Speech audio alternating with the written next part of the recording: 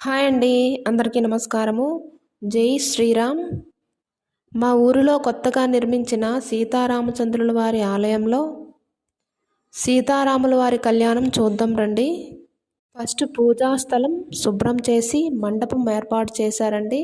అలాగే శ్రీ సీతారామచంద్రుల వారి విగ్రహాలను పూలు, పండ్లు, తాంబూలము, కొత్త బట్టలు, తాలిబొట్టు సిద్ధం చేశారండి. తరువాత విఘ్నేశ్వరుని పూజ ప్రారంభించారండి. అడ్డంకులు ఆటంకాలు లేకుండా ఈ కళ్యాణము ఎంతో చక్కగా వైభవంగా జరగాలని ఆ విఘ్నేశ్వరుని పూజ చేశారండి. రాట వేయటం కోసం తయారు చేసిన డబ్బాకు పసుపు, కుంకుమ బొట్లు పెట్టారండి. ఆ తరువాత అందులో పాలు, నవధాన్యాలు అందరం వేశామండి.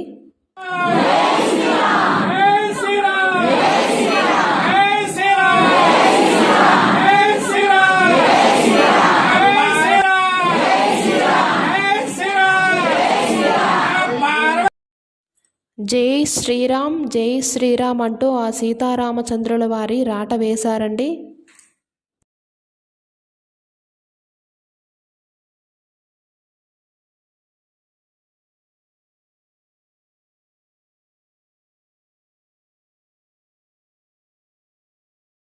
లాస్ట్లో రాట దగ్గర కొబ్బరికాయ కొట్టారండి. శ్రీ సీతారామచంద్రుల వారి విగ్రహాల దగ్గరికి వెళ్ళి మేము కూర్చున్నామండి కళ్యాణానికి. కళ్యాణం పంతులు గారు స్టార్ట్ చేసి విఘ్నేశ్వర పూజ చేశారండి. తర్వాత హారతి ఇచ్చారండి.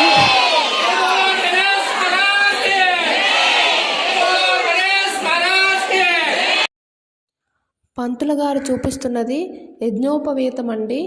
దీనిని జనేయు పునూలు అని కూడా అంటారండి. ఇది 3 దారాలతో ఉంటుందండి. బ్రహ్మ, విష్ణు, మహేశ్వరులో సూచన అండి. ఇది ఎడమ భుజం మీద వేసుకొని కుడివైపు ధరించాలండి. ఇది శుద్ధి, బాధ్యత, ధర్మాచరణకు సంకేతం అండి. ఈ పూజ సమయంలో యజ్ఞోపవీతం ధరించడం వల్ల మన ఆధ్యాత్మికంగా సిద్ధమవుతున్నట్టు అర్థమండి. పట్టు వస్త్రాలు చూపిస్తున్నారండి పంతులు గారు. సీతాదేవి తండ్రి జనక మహారాజు, తల్లి సునయనాదేవి తరపున, అలాగే శ్రీ రామచంద్రుల వారి తండ్రి దశరథ మహారాజు, తల్లి కౌసల్యాదేవి తరపున, సీతాదేవి తరపున, శ్రీ రామచంద్రుల వారి తరపున కూర్చున్న తల్లిదండ్రులకు కంకణాలు కడుతున్నారండి పంతులు గారు. శ్రీ సీతారామచంద్రుల వారి మెడలో యజ్ఞోపవీతము, ముత్యాల దండలు వేశారండి పంతులు గారు.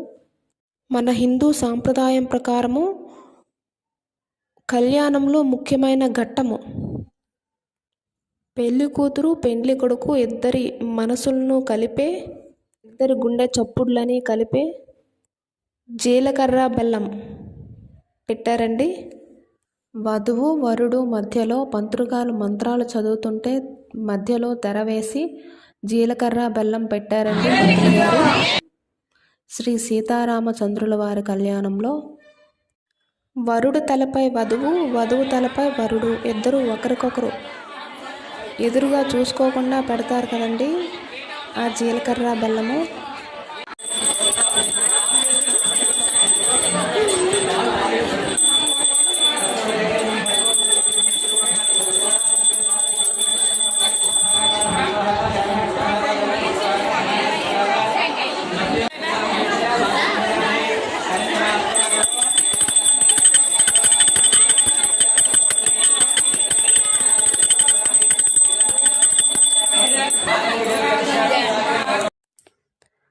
తాళి కట్టే సమయం రానే వచ్చిందండి.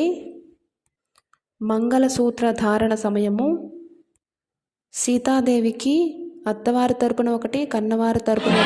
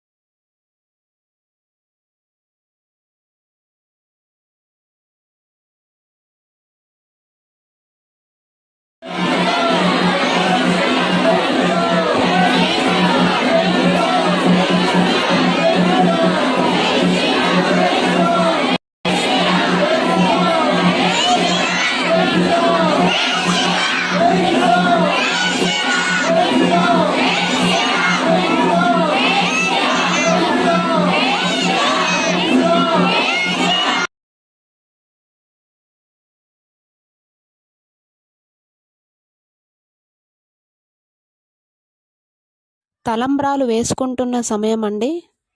కైకేయి అమ్మవారు మందర మాటలు విని శ్రీరామచంద్రుల వారిని 14 సంవత్సరాలు అరణ్యవాసానికి వెళ్ళమనగా శ్రీరామచంద్రుల వారు తల్లి తండ్రి మాటల మేరకు పట్టాభిషేకాన్ని వదులుకొని 14 సంవత్సరాలు అరణ్యవాసానికి వెళ్ళడానికి సిద్ధమవగా నేనొక్కడినే వెళ్తాను అని శ్రీరామచంద్రుల వారు అంటే సీతాదేవి భర్త వెనకాలే భార్య అని, భర్త అడుగుజాడల్లోనే భార్య నడవాలి అని ఆమె కూడా అరణ్యవాసానికి సిద్ధమైందండి. అంతటి మహాసాధ్వి అండి సీతమ్మవారు. అరణ్యవాసంలో సీతమ్మ వారిని రావణాసురుడు మాయారూపంలో వచ్చి ఎత్తుకెళ్ళగా లంకలో రావణాసురుడు